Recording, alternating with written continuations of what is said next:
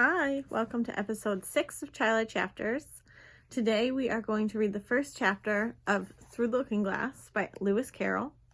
I don't have a cute book cover for you today. This is a really old copy of my own. It's one of my favorite books ever, and I hope you enjoy it. Through the Looking Glass by Lewis Carroll. Chapter 1, Looking Glass House. One thing was certain, that the white kitten had had nothing to do with it. It was the black kitten's fault entirely, for the white kitten had been having its face washed by the old cat for the last quarter of an hour, and bearing it pretty well considering, so you see that it couldn't have had any hand in the mischief. The way Dinah washed her children's faces was this. First she held the poor thing down by its ear with one paw, and then with the other paw she rubbed its face all over, the wrong way, beginning at the nose. And just now, as I said, she was hard at work on the white kitten, which was lying quite still and trying to purr, no doubt feeling that it was all meant for its good. But the black kitten had been finished with earlier in the afternoon, and so, while Alice was sitting curled up in a corner of the great armchair, half talking to herself and half asleep, the kitten had been having a grand game of romps with the ball of worsted Alice had been trying to wind up, and had been rolling it up and down till it had all come undone again, and there it was, spread over in the hearthrug, all knots and tangles, with the kitten running after its own tail in the middle. "Oh, you wicked, wicked little thing!" cried Alice, catching up the kitten and giving it a little kiss to make it understand that it was in disgrace. "Really, Dinah ought to have taught you better manners. You ought, Dinah, you know you ought," she added, looking reproachfully at the old cat, and speaking in as cross a voice as she could manage. And then she scrambled back into the armchair, taking the kitten and the worsted with her, and began winding up the ball again. But she didn't get on very fast, as she was talking all the time, sometimes to the kitten and sometimes to herself. Kitty sat very demurely on her knee, pretending to watch the progress of the winding, and now and then putting out one paw and gently touching the ball as if it would be glad to help if it might. "Do you know what tomorrow is, Kitty?" Alice began. "You'd have guessed if you hadn't been up in the window with me. Only Dinah was making you tidy, so you couldn't. I was watching the boys getting in sticks for the bonfire, and it wants plenty of sticks, Kitty. Only it got so cold, and it snowed so, they had to leave off. Never mind, Kitty, we'll go and see the bonfire tomorrow." Here Alice wound 2 or 3 turns of the worsted round the kitten's neck, just to see how it would look. This led to a scramble, in which the ball rolled down upon the floor, and yards of it got unwound again. "Do you know, I was so angry, Kitty," Alice went on as soon as they were comfortably settled again, "when I saw all the mischief you had been doing. I was very nearly opening the window and putting you out into the snow. And you'd have deserved it, you mischievous little darling.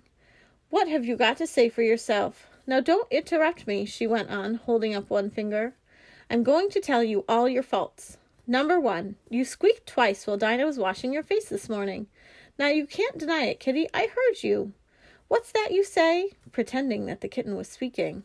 "Her paw went into your eye? Well, that's your fault for keeping your eyes open. If you'd shut them tight up, it wouldn't have happened. Now don't make any more excuses, but listen. Number 2, you pulled Snowdrop away by the tail, just as I had put down the saucer of milk before her. What, you were thirsty, were you? How do you know she wasn't thirsty too? Now for number 3, you unwound every bit of the worsted when I wasn't looking. That's 3 faults, Kitty, and you've not been punished for any of them yet. You know I'm saving up all your punishments for Wednesday week. Suppose they had saved up all my punishments," she went on, talking more to herself than the kitten. "What would they do at the end of a year? I should be sent to prison, I suppose, when the day came. Or, let me see, suppose each punishment was to be going without a dinner. Then, when the miserable day came, I should have to go without 50 dinners at once. Well, I shouldn't mind that much. I'd far rather go without them than eat them. Do you hear the snow against the window panes, Kitty? How nice and soft it sounds. Just as if someone was kissing the window all over outside. I wonder if the snow loves the trees and fields, that it kisses them so gently. And then it covers them up snug, you know, with a white quilt, and perhaps it says, 'Go to sleep, darlings, till the summer comes again.' And when they wake up in the summer, Kitty, they dress themselves all in green and dance about whenever the wind blows. Oh, that's very pretty," cried Alice, dropping the ball of worsted to clap her hands. And I do so wish it was true. I'm sure the woods look sleepy in the autumn when the leaves are getting brown. Kitty, can you play chess? Now don't smile, my dear. I'm asking it seriously. Because when we were playing just now, you watched just as if you understood it. And when I said check, you purred. Well, that was a nice check, Kitty. And really I might have won if it hadn't been for that nasty knight that came wriggling down among my pieces. Kitty, dear, let's pretend. And here I wish I could tell you half the things Alice used to say, beginning with her favorite phrase, let's pretend. She had had quite a long argument with her sister only the day before, all because Alice had begun with, let's pretend we're kings and queens, and her sister, who liked being very exact, had argued that they couldn't because there were only two of them, and Alice had been reduced at last to say, well, you can be one of them then, and I'll be all the rest. And once she had really frightened her old nurse by shouting suddenly in her ear, Nurse, let's do pretend that I'm a hungry hyena and you're a bone. But this is taking us away from Alice's speech to the kitten. Let's pretend that you're the Red Queen, Kitty. Do you know, I think if you sat up and folded your arms, you'd look exactly like her. Now do try, there's a dear. And Alice got the Red Queen off the table and set it up before the kitten as a model for it to imitate. However, the thing didn't succeed, principally, Alice said, because the kitten wouldn't fold its arms properly. So, to punish it, she held it up to the looking-glass that it might see how sulky it was. And if you're not good directly, she added, I'll put you through into Looking-Glass House. How would you like that? Now, if you'll only attend, Kitty, and not talk so much, I'll tell you all my ideas about Looking-Glass House. First, there's the room you can see through the glass. That's just the same as our drawing room, only the things go the other way. I can see all of it when I get upon a chair, all but the bit just behind the fireplace. Oh, I do so wish that I could see that bit. I want so much to know whether they've a fire in the winter. You never can tell, you know, unless our fire smokes. And then smoke comes up in that room, too. But that may be only pretense, just to make it look as if they had a fire.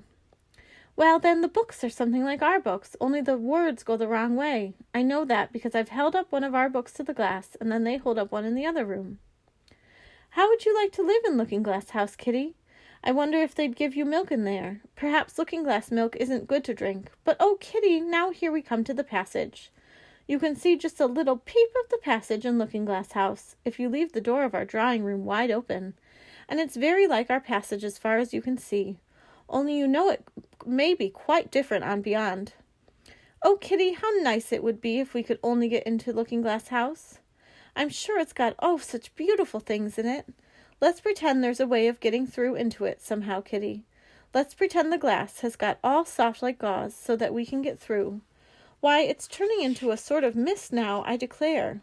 It'll be easy enough to get through. She was up on the chimney-piece. Well, she said this, though she hardly knew how she had got there. And certainly the glass was beginning to melt away, just like a bright silvery mist. In another moment, Alice was through the glass and had jumped lightly down into the looking-glass room. The very first thing she did was to look whether there was a fire in the fireplace, and she was quite pleased to find that there was a real one, blazing away as brightly as the one she had left behind. So I shall be as warm here as I was in the old room, thought Alice, warmer, in fact, because there will be no one here to scold me away from the fire. Oh, what fun it'll be when they see me through the glass in here and can't get at me. Then she began looking about and noticed that what could be seen from the old room was quite common and uninteresting, but that all the rest was as different as possible. For instance, the pictures on the wall next to the fire seemed to be all alive, and the very clock on the chimney-piece, you know you can only see the back of it in the looking-glass, had got the face of a little old man and grinned at her. They don't keep this room as so tidy as the other, Alice thought to herself, as she noticed several of the chessmen down in the hearth among the cinders. But in another moment, with a little "oh!" of surprise, she was down on her hands and knees watching them. The chessmen were walking about 2 and 2. Here are the Red King and the Red Queen, Alice said, in a whisper for fear of frightening them. And there are the White King and the White Queen sitting on the edge of the shovel. And here are 2 castles walking arm in arm. I don't think they can hear me, she went on, as she put her head closer down, and I'm nearly sure they can't see me. I feel somehow as if I were invisible. Here something began squeaking on the table behind Alice, and made her turn her head just in time to see one of the white pawns roll over and begin kicking. She watched it with great curiosity to see what would happen next. "It is the voice of my child!" the White Queen cried out as she rushed past the king so violently that she knocked him over among the cinders. "My precious Lily! My imperial kitten!" And she began scrambling wildly up the side of the fender. "Imperial fiddlesticks," said the king, rubbing his nose, which had been hurt by the fall. He had a right to be a little annoyed with the queen, for he was covered with ashes from head to foot. Alice was very anxious to be of use, and as the poor little Lily was nearly screaming herself into a fit, she hastily picked up the queen and set her on the table by the side of her noisy little daughter. The queen gasped and sat down. The rapid journey through the air had quite taken away her breath, and for a minute or two she could do nothing but hug the little Lily in silence. As soon as she had recovered her breath a little, she called out to the White King, who was sitting sulkily among the ashes, "Mind the volcano!" "What volcano?" said the king, looking up anxiously into the fire, as if he thought that was the most likely place to find one. "Blew me up," panted the queen, who was still a little out of breath. "Mind you come up the regular way. Don't get blown up." Alice watched the White King as he slowly struggled from bar to bar, till at last she said, "Why, you'll be hours and hours getting to the table at that rate. I'd far better help you, hadn't I?" But the king took no notice of the question. It was quite clear that he could neither hear nor see her. So Alice picked him up very gently and lifted him across more slowly than she had lifted the queen, that she mightn't take his breath away. But before she put him on the table, she thought she might as well dust him a little, he was so covered in ashes. She said afterwards that she had never seen in all her life such a face as the king made, when he found himself held in the air by an invisible hand and being dusted. He was far too much astonished to cry out, but his eyes and his mouth went on getting larger and larger, and rounder, till her hand shook so with laughing that she nearly let him drop upon the floor. "Oh, please don't make such faces, my dear," she cried out, quite forgetting that the king couldn't hear her. "You make me laugh so that I can hardly hold you. And don't keep your mouth so wide open. All the ashes will get into it. There, now I think you're tidy enough," she added, as she smoothed his hair and set him upon the table near the queen. The king immediately fell flat on his back and lay perfectly still, and Alice was a little alarmed at what she had done, and went round the room to see if she could find any water to throw over him. However, she could find nothing but a bottle of ink, and when she got back with it, she found he had recovered, and he and the queen were talking together in a frightened whisper, so low that Alice could hardly hear what they said. The king was saying, "I assure you, my dear, I turned cold to the very ends of my whiskers." To which the queen replied, "You haven't got any whiskers." "The horror of that moment," the king went on, "I shall never, never forget." "You will, though," the queen said, "if you don't make a memorandum of it." Alice looked on with great interest as the king took an enormous memorandum book out of his pocket and began writing. A sudden thought struck her, and she took hold of the end of the pencil, which came some way over his shoulder, and began writing for him. The poor king looked puzzled and unhappy, and struggled with the pencil for some time without saying anything. But Alice was too strong for him, and at last he panted out, "My dear, I must really get a thinner pencil. I can't manage this one a bit. It writes all manner of things that I don't intend." "What manner of things?" said the queen, looking over the book, in which Alice had put, "The White Knight is sliding down the poker. He balances very badly." "That's not a memorandum of your feelings." There was a book lying near Alice on the table, and while she sat watching the White King, for she was still a little anxious about him, and had the ink all ready to throw over him in case he fainted again, she turned over the leaves to find some part that she could read, "For it's all in some language I don't know," she said to herself.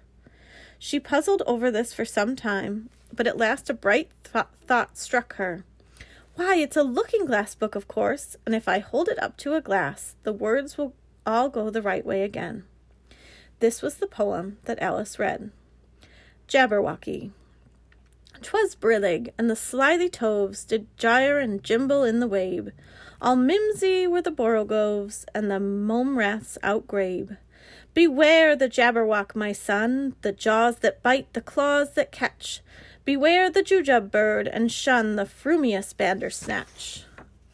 He took his vorpal sword in hand, long time the manxome foe he sought. So rested he by the tum-tum tree, and stood a while in thought. And as in uffish thought he stood, the Jabberwock with eyes of flame came whiffling through the tulgey wood, and burbled as it came. 1, 2, 1, 2, and through the vorpal blade went snicker-snack. He left it dead, and with its head he went galumphing back. And hast thou slain the Jabberwock? Come into my arms, my beamish boy. O Frabjous Callooh Callay, he chortled in his joy. 'Twas Brillig and the slithy toves did gyre and gimble in the wabe. All mimsy were the borogoves, and the mome raths outgrabe. It seems very pretty, she said when she had finished it, but it's rather hard to understand.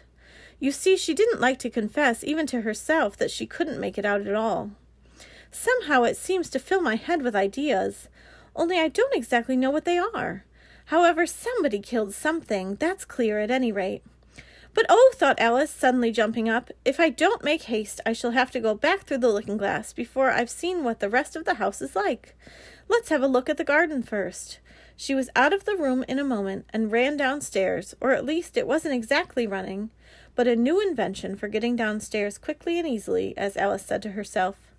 She just kept the tips of her fingers on the handrail and floated gently down without even touching the stairs with her feet. Then she floated on through the hall and would have gone straight out at the door in the same way if she hadn't caught hold of the doorpost.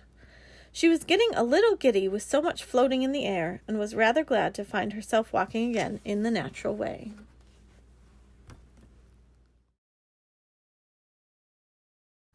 I hope you enjoyed your little taste of Through the Looking Glass. You can find this book on our ebook catalog, and I hope you check it out.